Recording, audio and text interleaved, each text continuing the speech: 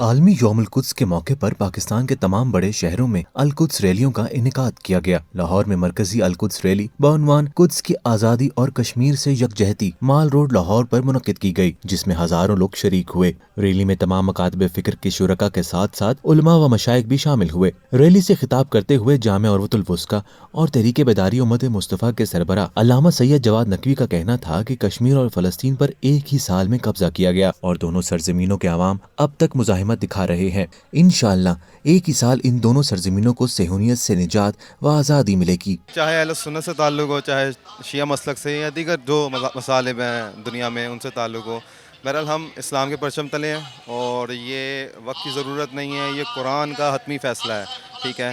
اور آپ پاکستان میں بالخصوص جدھر بھی نظر دوڑاتے ہیں آپ کو ببصیرت آواز جناب محترم کی جانب سے ہی نظر آتی ہے۔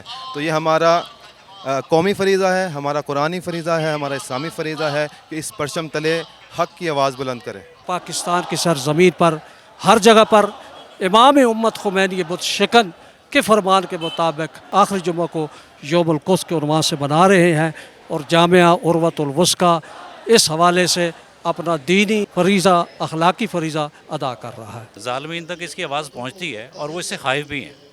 اکثر جگہ پہ، اکثر ممالک میں اسرائیل کی پوری کوشش ہوتی ہے کہ یہ ریلیاں بند کروائے۔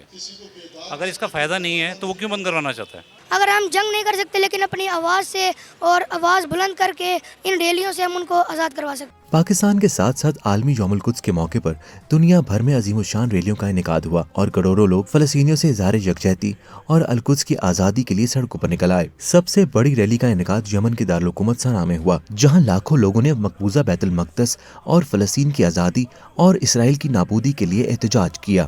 مقبوضہ کشمیر میں بھی فلسطینیوں کے ساتھ اظہار یکجہتی کے لیے ریلی نکالی گئی۔ ان ریلیوں میں تمام شعبۂ زندگی سے منسلک افراد نے شرکت کی اور دنیا کو یہ باور کرایا کہ مظلومین کا ساتھ دینا ان کا دینی فریضہ ہے۔